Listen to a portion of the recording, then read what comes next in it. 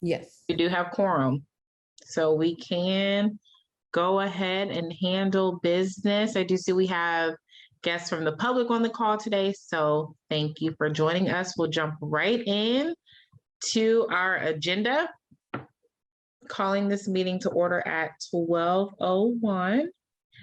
Let's go ahead and review today's agenda, then we'll take a motion to approve. I would like to ask to add one thing under new business. I would like to add a note about a walk in their shoes. Oh, I think it was called Walk in Their Shoes. To experience, I think would be neat if the Monroe County Women's Commission brought it to Bloomington or brought it to Monroe County. So I would like to show you all a trailer and talk more about it.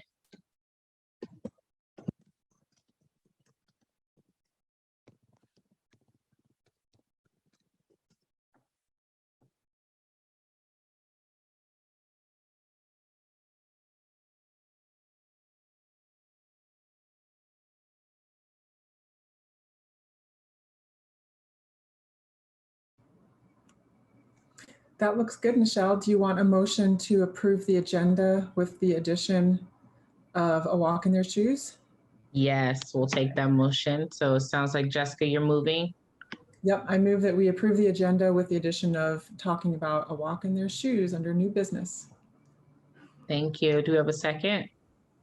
I second that motion. And signify to me, all in favor. You can either give me a thumbs up, a Zoom reaction, or drop it in the chat, please. Aye. Okay. Doesn't look like we have any opposition or abstention, so our agenda is passed. Let's go ahead and review our meeting minutes from our last meeting.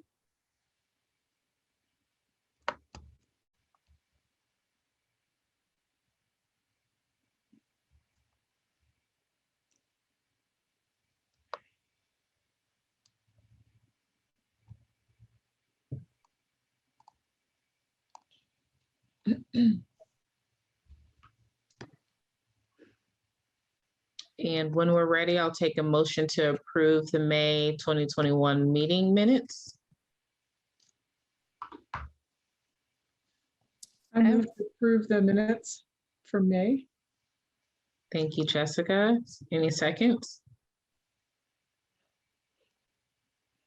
Before I second, I just noticed one thing that I can correct. I think I didn't put who motioned. I just put Commissioner and then put who seconded. So I'll second with that, me making those corrections. Okay, that would be great. Thank you, Rima. Okay, all in favor of approving our meeting minutes from the May 14th meeting with Rima making those additions to include the language of motioning, please signify on Zoom at this time. Got a thumbs up? Aye. Okay. Think, Rima, are you agreeing with this? Is that an upvote? Yes. Perfect. Okay, so we have no opposition or abstention. Our meeting minutes are approved. Thank you all. Okay, let's jump into today's agenda. Let's start with some commissioner updates. Let's hear from our BCSW liaison, Nicole. Hey, everybody. So I have a few things to update you all on. We have officially scheduled our 2022 Women's History Month lunch. It will be on March 23rd of 2022, and the convention center has been booked for an in-person event. So fingers crossed, by that time, the city will be doing events all together again. We are waiting on a theme until the national theme is announced for that. And then the Women's Leadership Development Program will be organized in conjunction with that theme. Another update is from our legislative subcommittee. I have a meeting with Representative Renee Pack in Indianapolis next week to talk about improving healthcare for incarcerated women in Indiana. She was the lead on a bill that did not get passed this past session, and so we're going to try to see if there's anything that the BCSW can do to help future bills having to do with that. So I can update you all on that next meeting as well. We talked about the paid leave family formation for the city of Bloomington. We sent that over to the city again last month, and we are waiting to hear back from some city council members on the research that we did on that about a year ago. And we also voted to participate with a O'Neill School graduate student capstone group, which will help go through some data that we have collected from community partners on the state of women in Bloomington. And we might do a project around that. And when the time gets closer, we will probably be approaching this commission to see if there's anything that we want to do collaboratively on such project. Great. BCSW is always working hard. Anything you need from us at this time? Not at this time, but probably next time I'll have some light asks. Okay, wonderful. Thank you, Nicole. Any questions for Nicole or BCSW in general?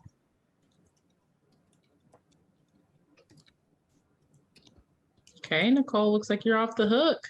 Thank you. Yeah.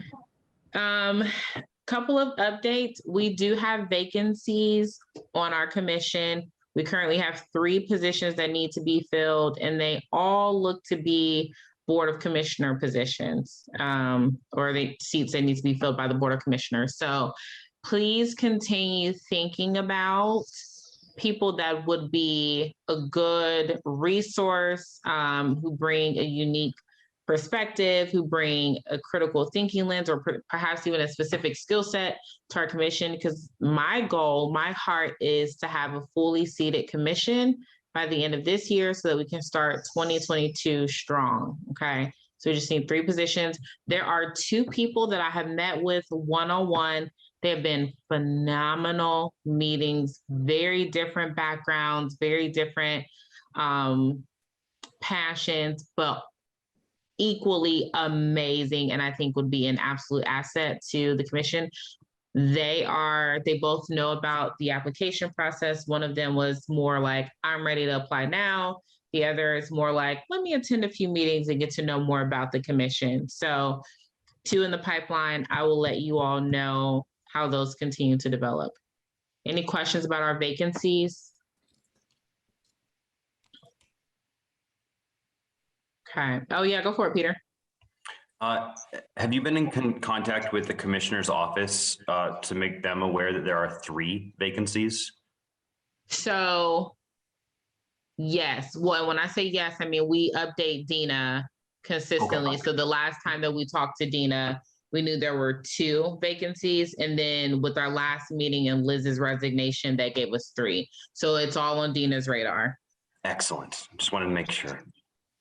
Thank you. And as far as I understand, we don't have any applications in their pool right now for consideration. So from what I understand most recently is that there's not a plan for any appointments just yet. So I will keep working with Dina to make sure I have the most updated information. But good question, Peter. Okay, so you all received a very extensive and probably even some would say annoying email from me about what needs to happen with our meeting format.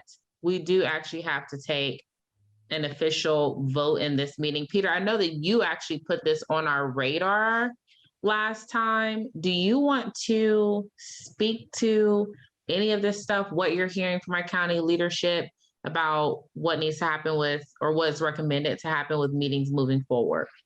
Yeah, I can talk a little about this, and I think Jessica is equally as qualified to speak on this. Simply that the governor has rescinded his emergency mandates so that government bodies will be meeting again. This impacts the city and the county. And in the county, the legislation that was passed at the state level indicates that 50% of a government body's members must be present in person. They can also Members can still attend virtually, but they need to be seen and heard. There's a certain limit on how many meetings that you can be in virtual. You have to be in person for a set number of meetings. Jessica, what did I miss? That's about my understanding of it too. County legal has been really important to kind of update us on kind of what we need to know. Okay. So then can you clarify, do you all know if we're supposed to, are we supposed to be voting specifically for how we want to run our commission, or more so how the county plans to run things as a whole? That's what I'm not entirely clear on.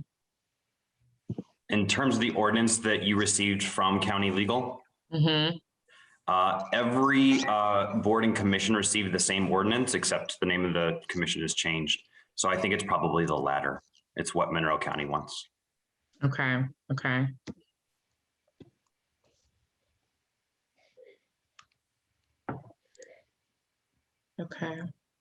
Any questions or thoughts about the information that we all received about the ordinance?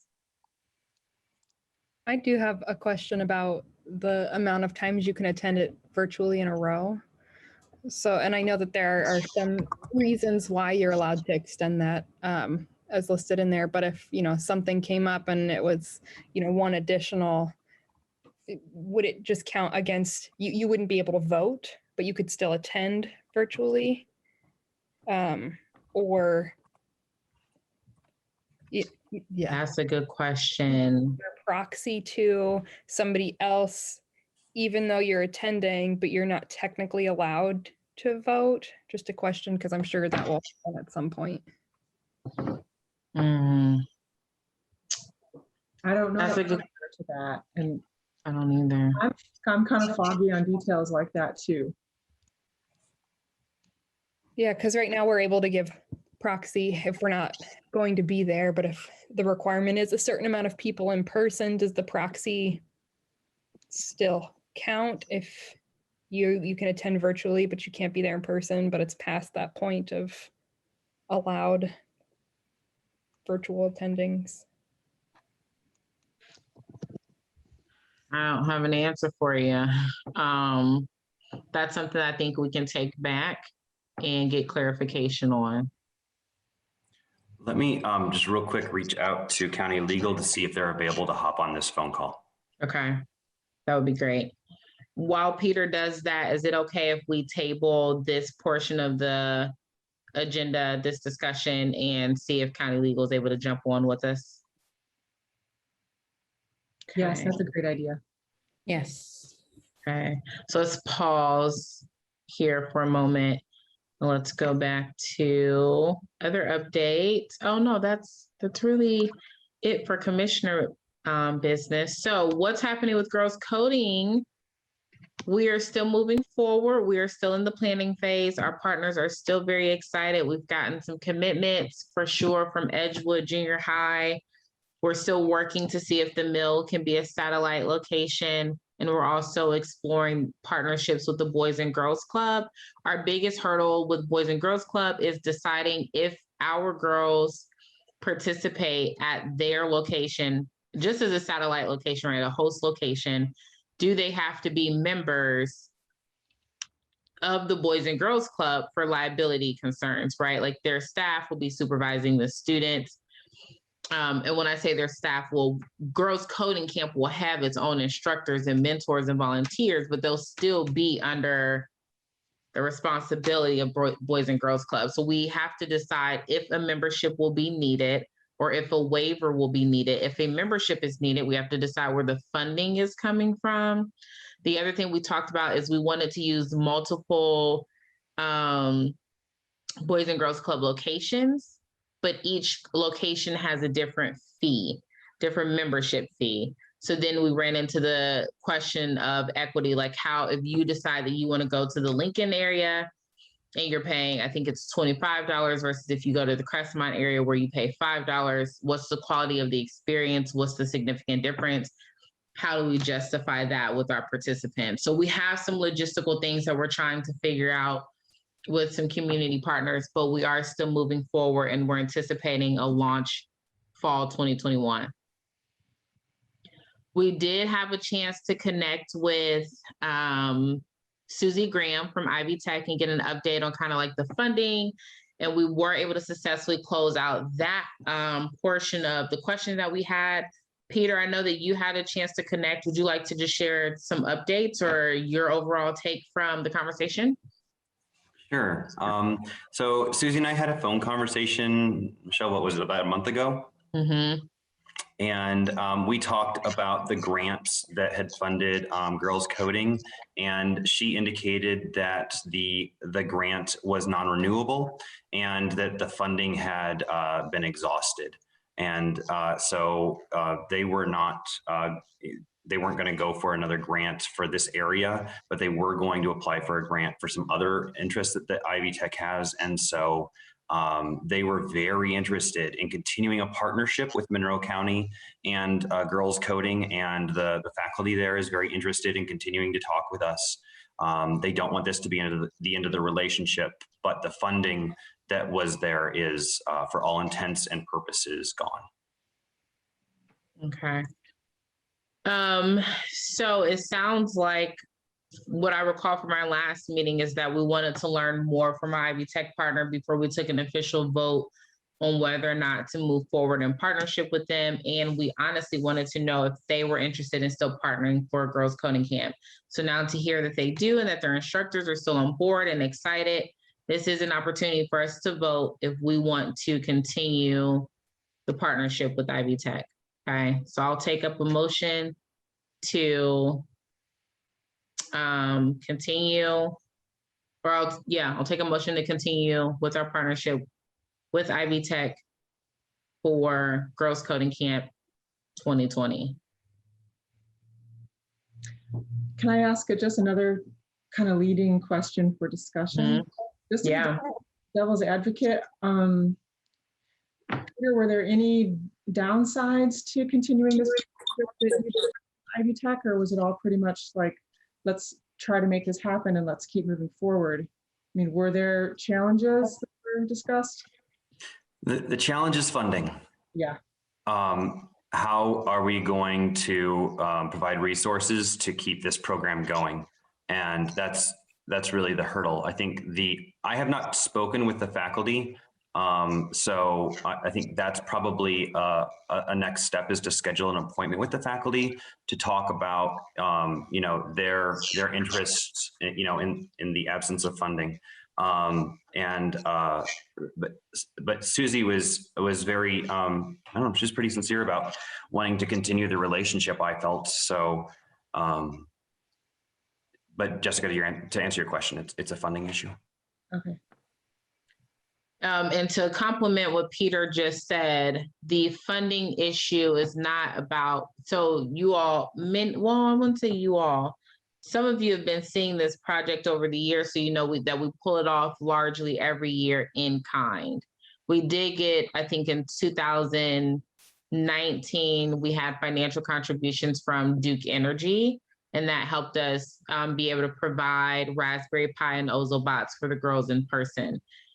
Obviously, getting the grant from Verizon allowed us to do much more, create an additional track. I mean, we had an amazing experience and we were able to pull this off for much longer than the in-person camp and with greater capacity. So that was awesome. One concern that Michelle and I have been sharing with you all over time was about the transparency around the funding and what funding was left. So if you all recall from 2020, there were a lot of conversations where we had to table what we were discussing about the funding for Girls Coding Camp until we could get more transparency from Ivy Tech. We never fully got the full story about it. So I think where people are now is, do we just take that to the chin and go ahead and keep moving it forward with their instructors, who are, by the way, absolutely amazing. Like, they are a core part of Girls Coding Camp. Do we just move it along. Just, just don't ask questions about the rest of the funding? Or do we feel that this was a significant enough hurdle in the past year to not include them on the partnership? Where Michelle and I stand as people who've worked closely with the project is that we would love to keep Ivy Tech at the table. We think it's a great way to show strategic partnerships here. The county commission, you have IU, you have local CBOs, you have Ivy Tech all at one planning table building a project on equity, right? Like, we want that. We just had, we had some ethical concerns. So that was a little bit of the hesitation. I'm not sure. It sounds like, based on Peter's conversation with Susie, it doesn't sound like we're going to ever get any more details about the funding. So I'm like, do we just move forward and just play nice in the sandbox, or do we decide to go a different direction? From what I understand from Michelle and myself, we would like to continue working with Ivy Tech faculty. Good question, Jessica. Any other thoughts? I would love to continue working with Ivy Tech. And I just wanted to say that Jeff Cockrell is on. If we want to, from County Legal, if we want to quickly jump back, I don't want to end this discussion and vote in a hurry on girls coding camp. But do you think, Michelle, we could jump back to? Yeah. Okay. Yeah, I'm cool with that. Okay, Jeff, you're on the spot. Okay. We're back to agenda item. Help us understand exactly what we need to vote on and what the county's vision is for meeting formats moving forward. Well, I think the vision is probably a little bit more difficult to answer than what's before you. I think what's before you is the state legislature has opened up some flexibility to meetings electronically. I think essentially you have to make half the meetings in person, and half of the board has to be at each in-person meeting. Other than that, they allow some people to meet electronically. So I think this just adds flexibility to it. If you didn't approve this, then starting at the end of June, at least we anticipate at the end of June, it's all subject to emergency declaration. This policy wasn't in place, and everybody would have to be in the room to meet, or they couldn't attend the meeting and participate in any votes or anything like that. This would allow some flexibility to let some of the members remote and electronically. I guess when I speak of this to commissions that I staff, I say I would anticipate having attending every meeting in person. But if on the chance you can't attend one because you are somewhere else or have some kind of emergency in your life come up, then you can go ahead and remote in and still participate that way. I think the other question, the vision, I think the vision is that at the end of the day, most of these meetings will be simulcast, a hybrid style, where we would have people in person as well as people who are able to Zoom into meetings. Generally, we think of that in the public would allow them to Zoom into meetings, because I think we see a lot more participation right now with the public since we've gone through the Zoom format. But so the technology would be there for the board members to participate that way as well. And that's kind of the long-term goal. I know the county commissioners, with support of the county council, in February had approved some agreements and project to make the Nat U Hill room usable in that way in a very easy fashion. But that's in process. And it's something to do with chip shortages and things like that. But I think that's kind of the long-term vision. Short-term vision's a little murkier because of capacity and getting that work done. There are some alternatives that I know TSD has worked on.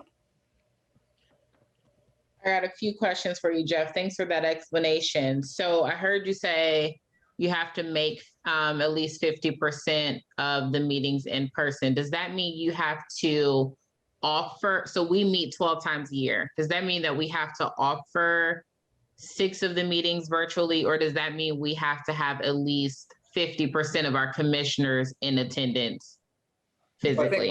I think there are two different thoughts you're dealing with. One is at each meeting you have, at least 50% of the membership has to be in person for that meeting.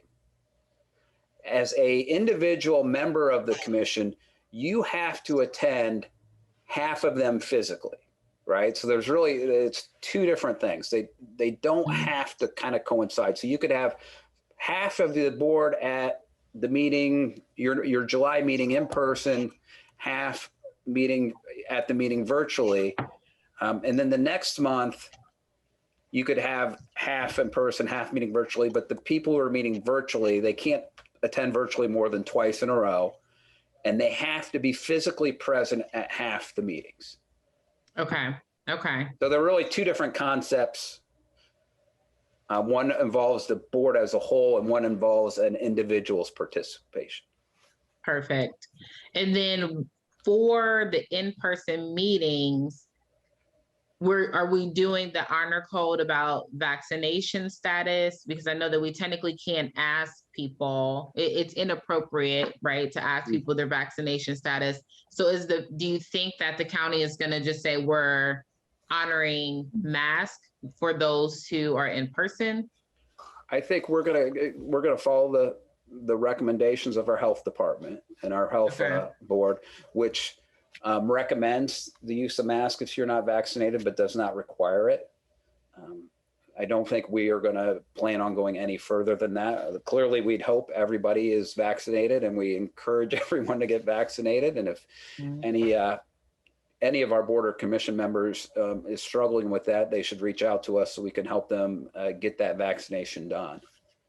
I know that some people have medical and religious exemptions, so I want to just be mindful and respectful of that for those who elect not to be vaccinated, not to be under any stigma if they attend a meeting with a mask, right? So I didn't know if the standard was going to be in person, we're masked, but it sounds like we're going to use the language of if you're not vaccinated, the mask is required. Well, it's recommended, right? Recommended, okay. All right. So, I will say I am vaccinated. I don't care who knows. And I still wear my mask at times. A lot of it has to do with I have small children and, I want to show them that that's the proper way to do things until they are completely vaccinated as well. So I think there are a lot of reasons people wear masks. Not all of them are because they're vaccinated or not. Okay. I think that'll be clear for us to acknowledge that too, because I'm noticing a lot of stigma around people who are still choosing to wear a mask in Monroe County, being under the assumption that you chose not to get vaccinated, which isn't always the case, but also for those who cannot get vaccinated, want to be respectful of that. Okay. And then my last question for you, Jeff, is when we do this hybrid, who will be managing public comment? So for the Women's Commission, will we have our own commissioners managing the virtual public comment in addition to any in-person public comment? I think that will be the case. I will defer to our technical services department. I'll ask them how they plan to. I know at least for the short term, I think that they plan to do that.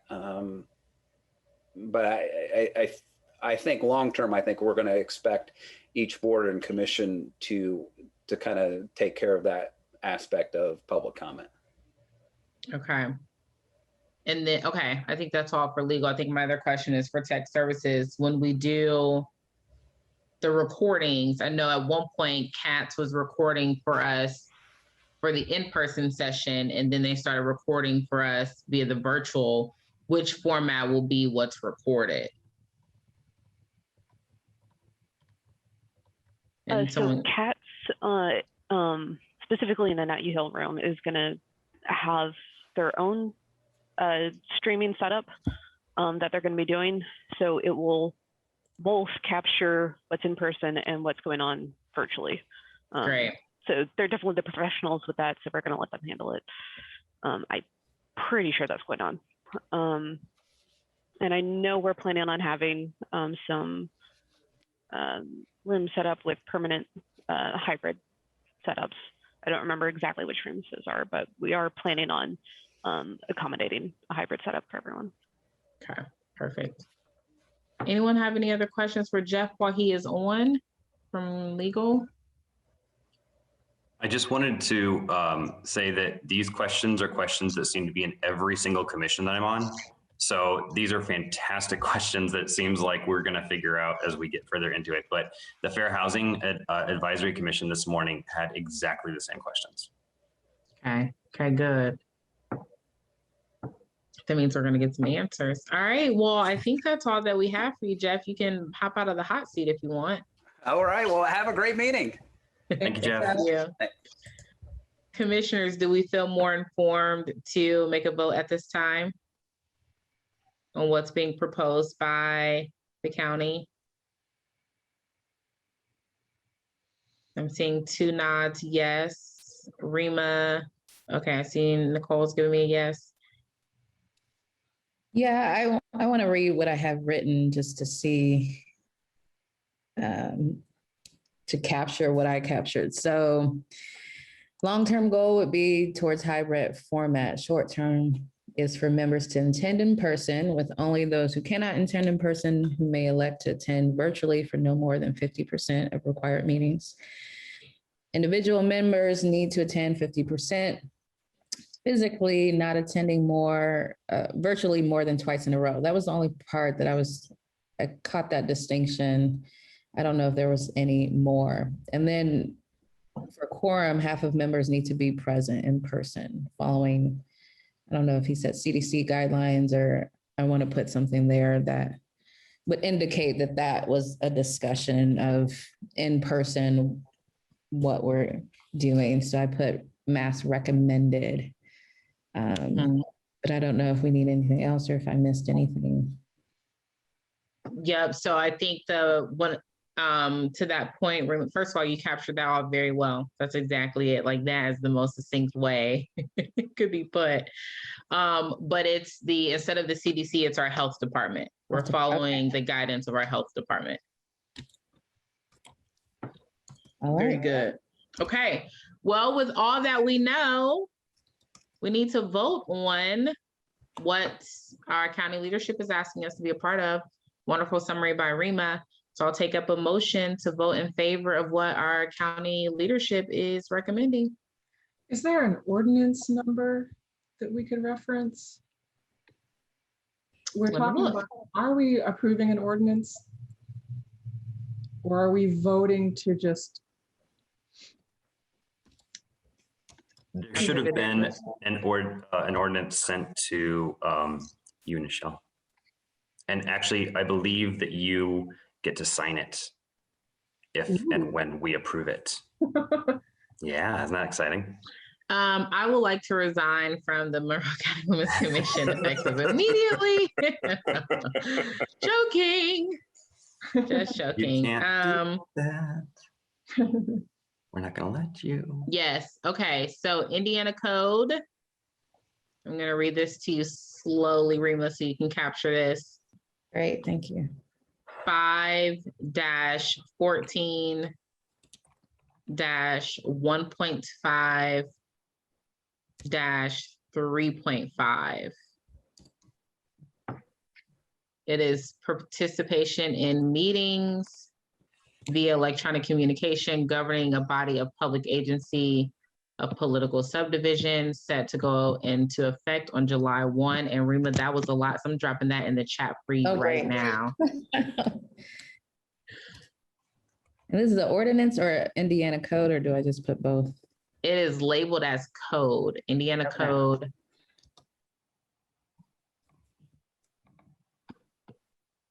So this is a lot of pressure. Yeah, since we don't have, Peter, I didn't see an ordinance go out, and since we don't have the ordinance, we can definitely vote to, as a commission, vote to agree to conduct our meetings in a manner that complies with that code.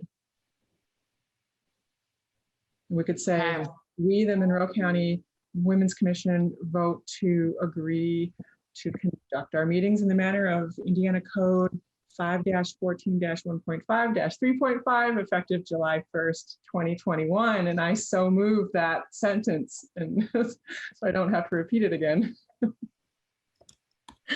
Thank you, Jessica. All in favor? signify on Zoom, please. Oh, we need a second? I'll second it. Oh, sorry. Thank you. Thanks, Peter, for the second. And then we'll take the vote. All in favor? Let's see. All right.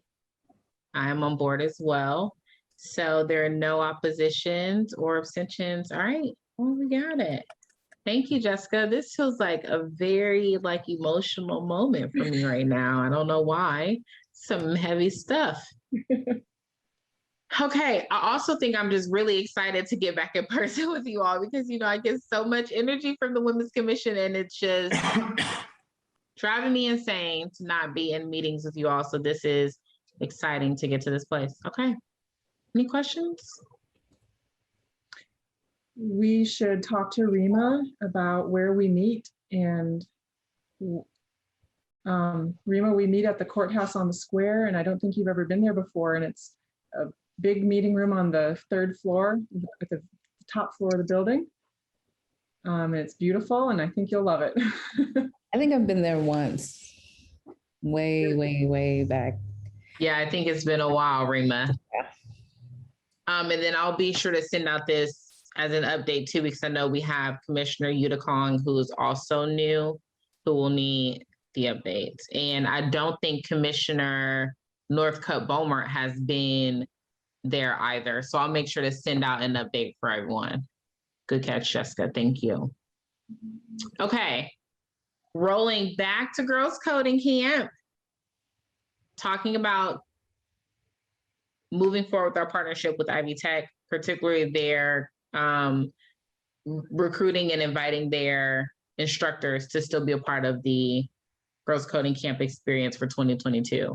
Again, I am in favor of it and would love for an official vote from the commission. I'm completely in favor of it too. I think that we should try to make this work. Okay. All right, then we'll take a motion. Let's see. So we're moving to, as a commission, continue our partnership with Ivy Tech and other community organizations to hold Girls Coding Camp 2022. Do we have a second? I second that.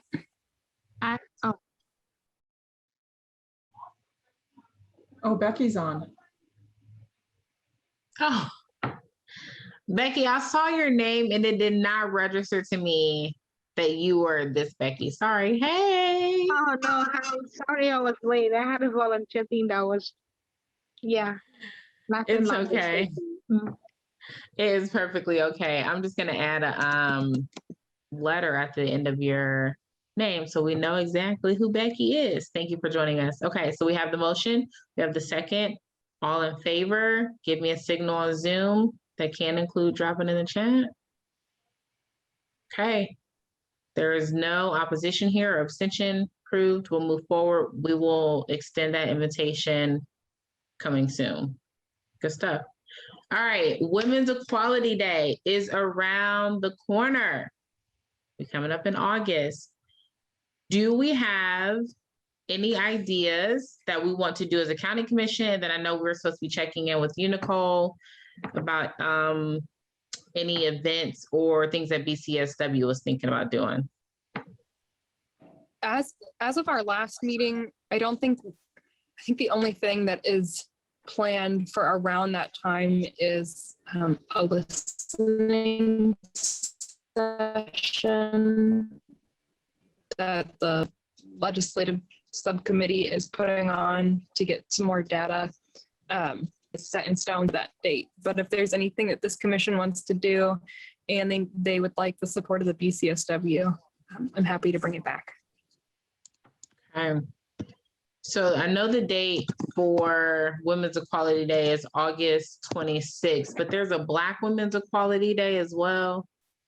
Need to look up that date.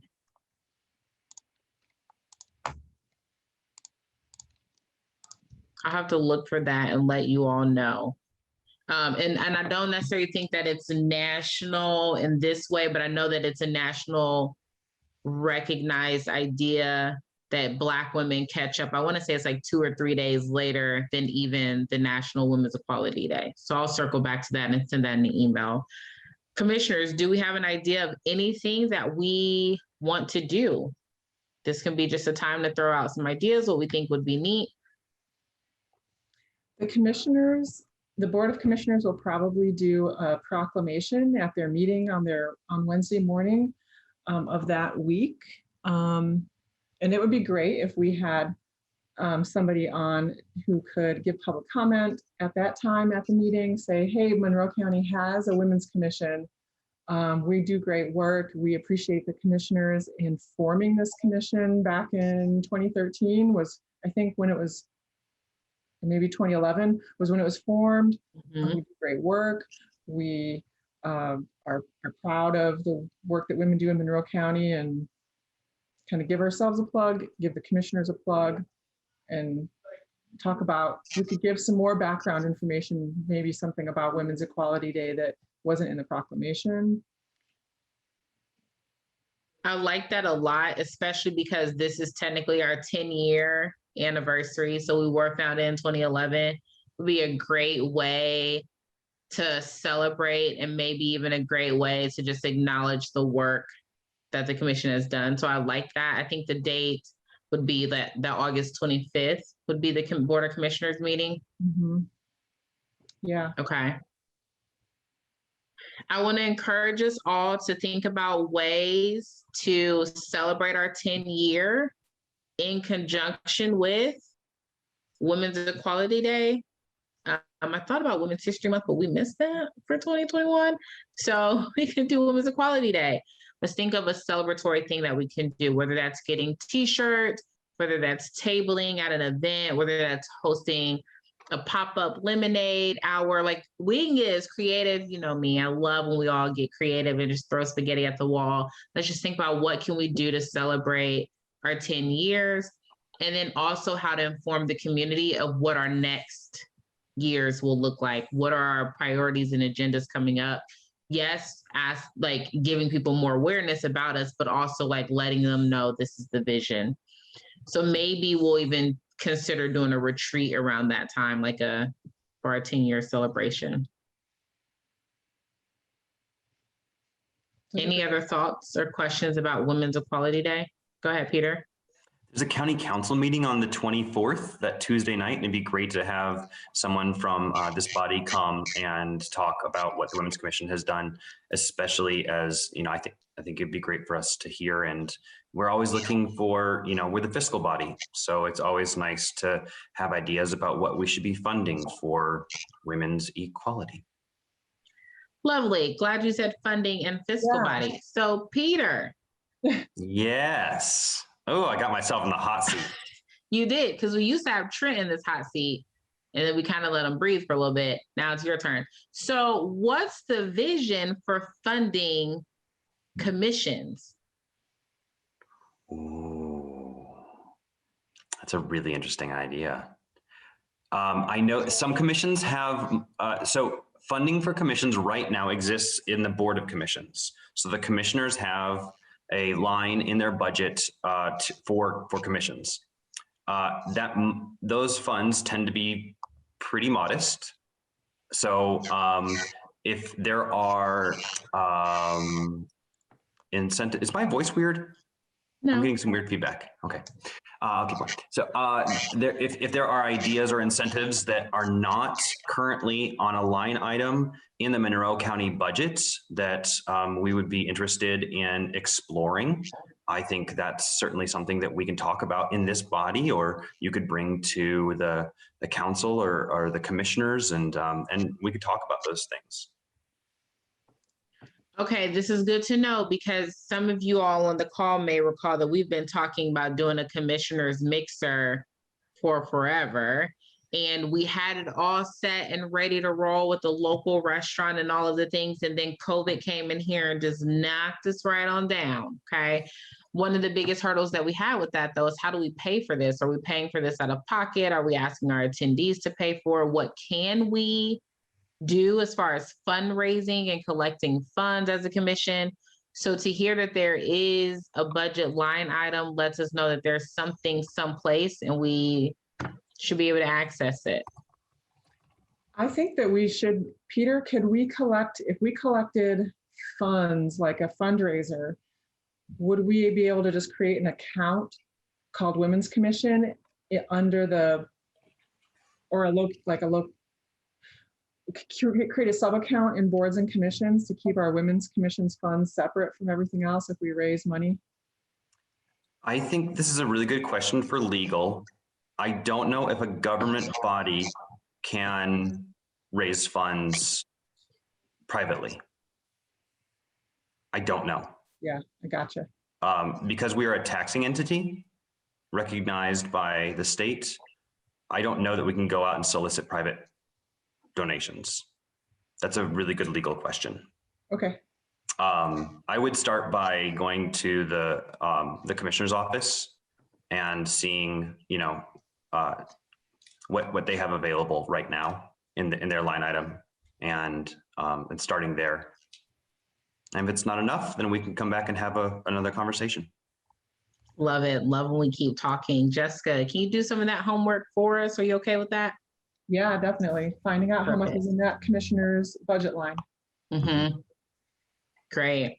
Awesome. Okay. Any other thoughts about Women's Equality Day? I really like the idea of like a pop-up something, because the mask mandate has been lifted. More and more of us are vaccinated. More and more of us are going to be vaccinated by August 26th. And the idea of like doing something in a sunny area on an August day sounds very nice to me. Mm-hmm. Especially now that we have Switch Yard Park. Yeah. Okay. Let us know if you have any other thoughts about Women's Equality Day. Does anyone want to work on this as a project? So I know that Michelle and I are working on Girls Coding Camp. Is anyone interested in being a smaller subcommittee or group to brainstorm ideas for Women's Equality Day? I could if I get help because I've never done this before. So yeah. Okay, so Becky's interested is if someone can assist. I'm happy to help out as well. Perfect. Okay, so we have Becky and Nicole willing to explore Women's Equality Day. Lovely. Okay, new business. I was thinking that, and I don't want to say this in our last meeting because she was on the call with us, but I know that Commissioner Fidel has a long road and journey ahead of her, but she has been on an amazing journey with the Women's Commission. So I know that she has resigned, but I was thinking as a commission, we could get her a gift and just mail it to her. So if you all are interested in being a part of this, please send me a personal email. We'll coordinate the details and send her. I mean, knowing Liz, she's probably going to go back and watch this recorded meeting. Like, that's just how much of a superstar she is.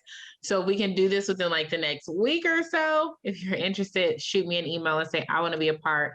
And then I'll send you all ideas of what we can send on behalf of the commission. Go for it, Peter. Thank you for recognizing me. I would also wait to hear back from Jessica too. So I wouldn't pass the hat quite yet.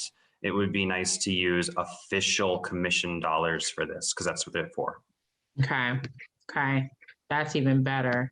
Don't know how much is in that fund right now. So if it's $5, you can yell at me. Oh, we will. We will. Okay. Thank you. All right. Another thing that I was thinking about that I think we could do as a commission. So when I was reviewing the MoCo WOCO warm-up feedback, people were saying like, I'm new here. I don't even know what's going on or what resources to connect with. And some of the women that I've been talking to one-on-one about the county level women's commission, they don't even know. Like, they're like, wait, I only knew about this because I knew somebody who knew somebody who knew someone, right?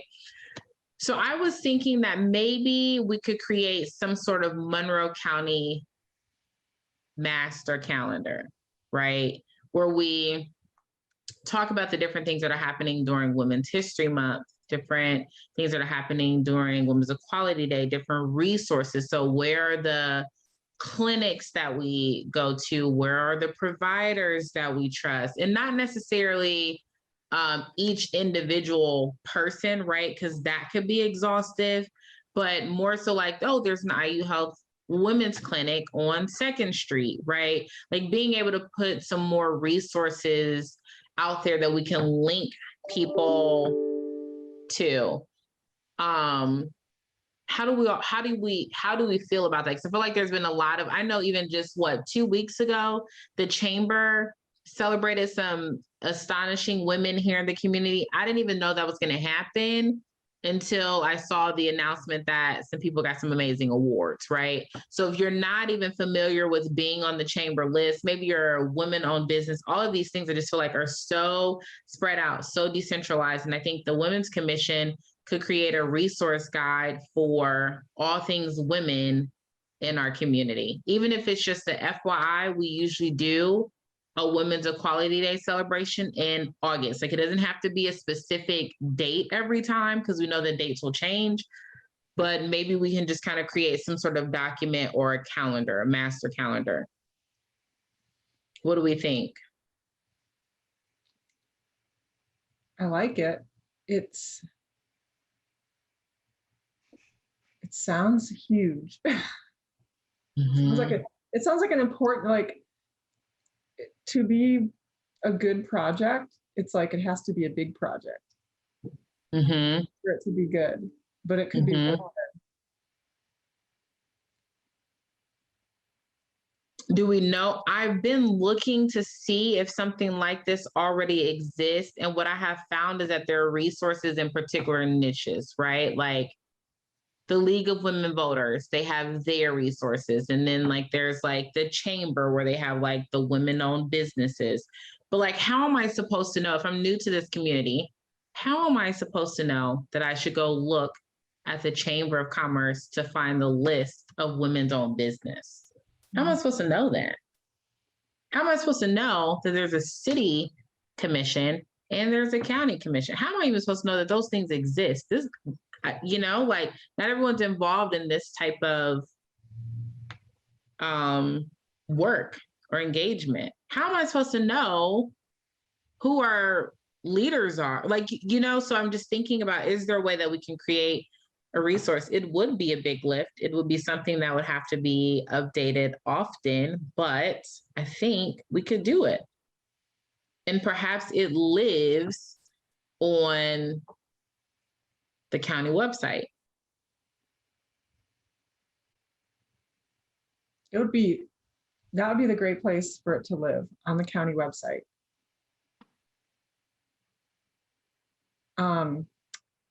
Would this be a good project to do in partnership with BCSW? Right. That's exactly what I was just thinking. Yeah, I mean, it seems like it'd be super helpful and useful. I can absolutely bring it up at the next meeting to see if anybody's interested in, I don't know how this works, like in terms of forming a subcommittee of the two committees. Does it need to be publicly available? I know that we all met once and we had to keep it at a certain number of people because it wasn't a public event. So I guess I'm assuming it's the same as last time. That's a good question, and I need to check in on that. I'm not sure what number of people could meet as just a brainstorming planning committee. Like nothing would be voted on in that meeting. We would always bring it to the public meeting, similar to what we do with Girls Coding Camp, right? But I know that we should be able to do administrative work without it having to be a public meeting. Yeah. I'll do some homework on that, Nicole, and get back to you. But yes, we can do members from each to coordinate this resource, and I can follow up with you all once I know more. Yeah, that sounds great. And I'll bring it to our July meeting. Awesome. Any other thoughts about this project? Okay, I see some people in the chat are like, I like that idea. Okay, good. Okay. Next item, upcoming guest speakers. One thing that I have been really thinking about is we need to get more women in front of us. In our last meeting, having Julie Duhan come and present about Tandem, they had no idea about the Women's Commission. So now they're particularly excited about our support, but also we want to create an opportunity. I know we have public comment, but how can we be intentional about inviting guest speakers to give 15 or 20-minute remarks about what you're doing, what you're hearing, what you need. So when we did that survey, it was great, right? But how do we make that consistent? How do we make it so that these invitations are a time for you to come and tell us rather than just saying it's a public meeting? How do we be more intentional about getting people in front of us? So I was thinking that we could dream up or brainstorm some potential guest speakers for our meetings beginning in August. I said 15 to 20 minutes. Doesn't have to be 15 to 20 minutes. It could be 5 to 10. But who would we want to invite to a commissioner's meeting to actually just give them the floor and say, what's going on? What do we need to know? What do you need from us? Do we have any ideas of people that we think would be great? One person that pops into mind for me is Erin Predmore, the CEO of the Chamber of Commerce. Her work there is absolutely amazing. I tell her all the time, I'm like, I didn't even know that you existed. I don't know how I didn't know that, but now that I do, I'm thankful, right? That would be someone that I would think would be a good invitation. Any other ideas? Go ahead, Jessica. Efrat Pfefferman from the United Way would be a good talker. Mm-hmm. Yeah, bringing in leaders of community organizations each month, like maybe one per month, calling it a speaker series. That sounds really interesting. And I think that would also get people more interested to come to our meetings, right? Like if you know that Jessica's about to come and give some remarks and you really like to hear Jessica speak, you're going to come because Jessica's there, right? Okay. So I have Tina Peterson. Who? Tina Peterson. She's the president and CEO of the Community Foundation. Okay. Tina. Deborah Morrow. You kind of went out. Say that again, Nicole. Deborah Morrow. She runs Middle Way House. Hope I spelled the name right. Okay.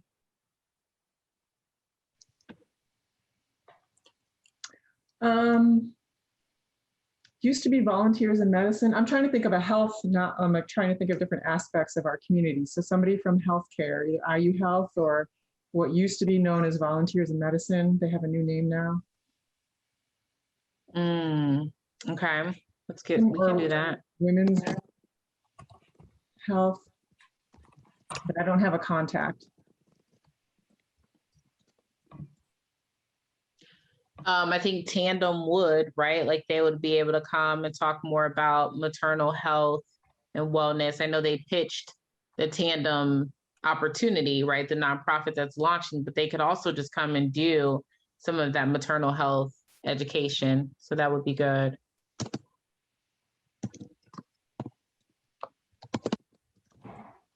Any other? We need some people of color. Are there people of color y'all want to hear from? We need some LGBTQ plus friendly people.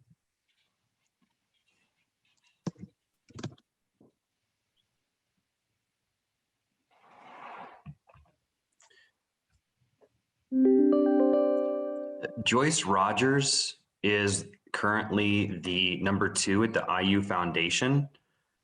So that's a huge statewide organization. She's a fantastic speaker. Okay.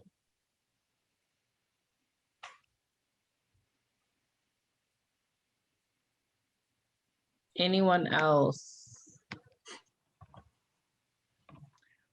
The principal at Bloomington North is a woman of color, and she may be able to get us connected with high school students and talk about, maybe talk about the school population and what kind of needs girls have at, in schools in Monroe County, especially high school girls. Okay. Her name is Michelle Britton Watts. Okay.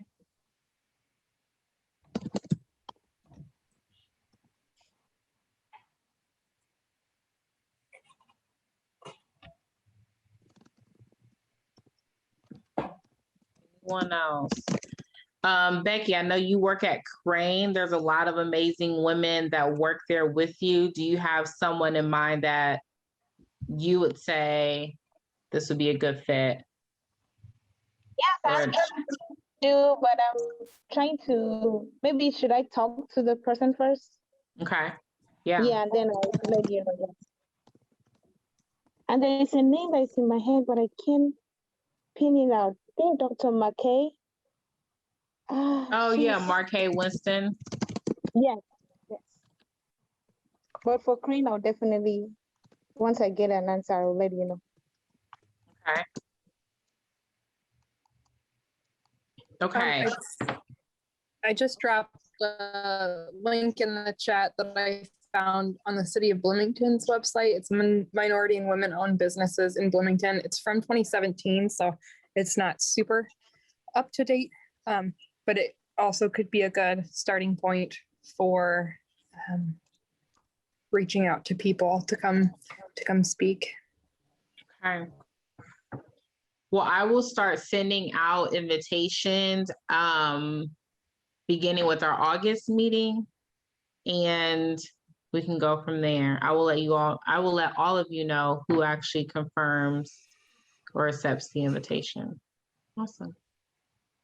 Okay, we talked about the new resident resource project looped in with the Monroe County calendar, so that's what that was. The final piece that I would like to show you all is, in my other world, I do a lot of DEI training, and there's a particular experience that I have been wanting to bring to Monroe County, but right as I got ready to launch it, COVID happened. So let me show you all this clip. It's called The Walk in My Shoes, and it's like it's almost like a virtual reality experience where you get to see what it's like to live the life of other people, and particularly of people from marginalized identities and backgrounds, okay? So give me kind of a head nod that we can hear this audio.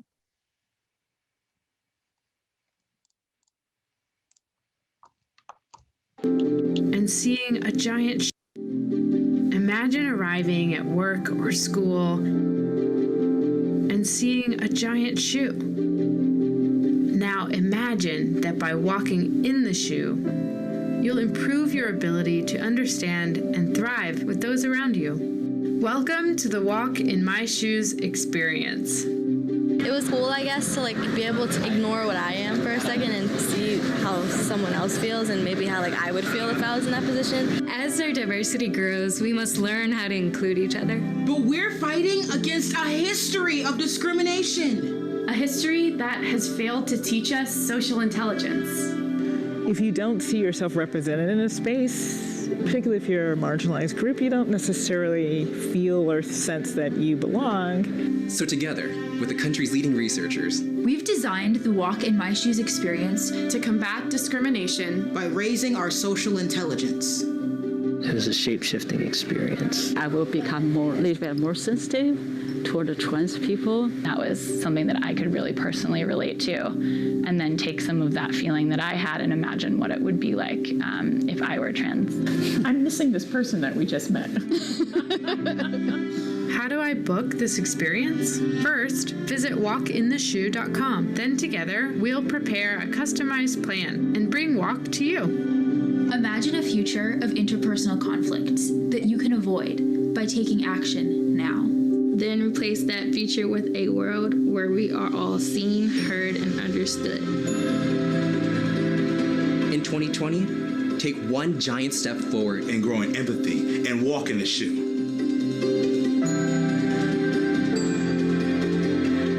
Take the first step now at walkintheshoe.com. Okay, so I really like that they can customize your experience. You can, like, they can be here for a short amount of time, a long amount of time. They can have multiple locations or simply one location. You can even say like, hey, like our community, for example, is really good at supporting, these are just examples. Let's say we feel that we're really good at supporting LGBTQ plus people, but we're not so good at supporting international people, right? So we can create an experience that is built around exposing people to the international narrative. So it can be customized, doesn't have to be all the things, and it can be fairly affordable. I know that they've changed their rates since COVID. Obviously, a lot of people took a hit during COVID, but I wanted to see if this would be something that we thought would be helpful by partnering with other boards and commissions across not just the county, but the city as well, and bringing this type of experience to our space.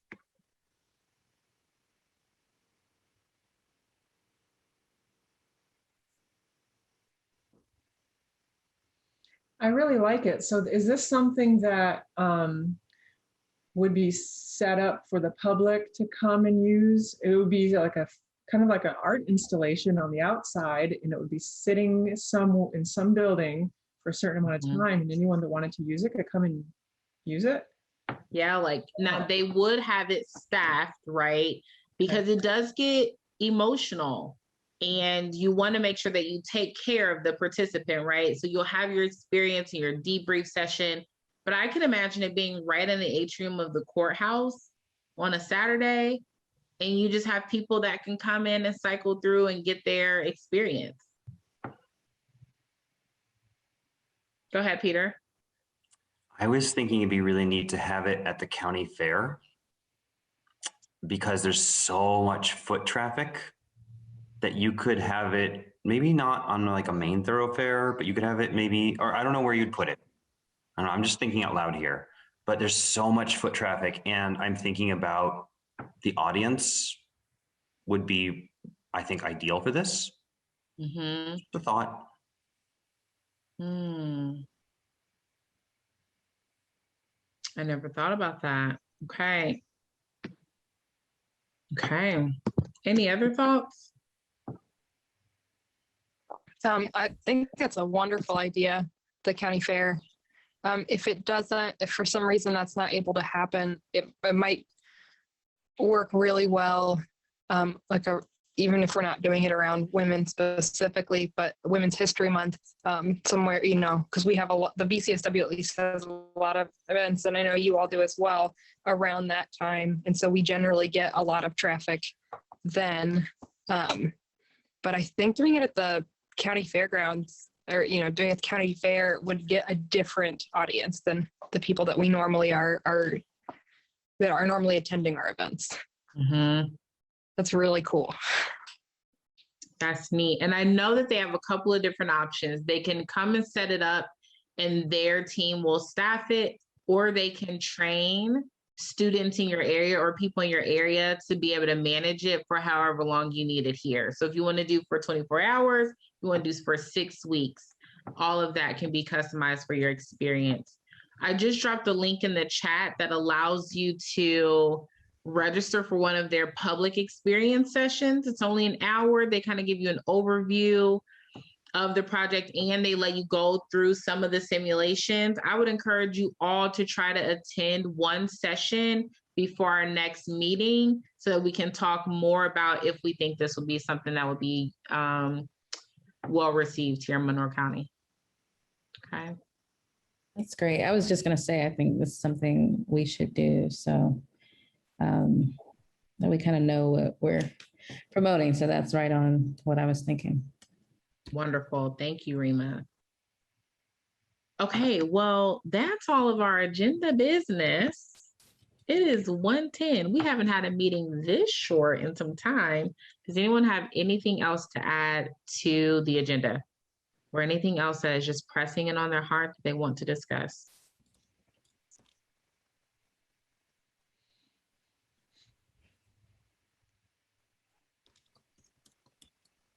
Okay, I'm not going to take it personal and say that you all don't want to hang out with me, but I'm going to gift you back time today. Thank you all for such a good meeting. Rima, thank you for being an amazing secretary and capturing all of the things.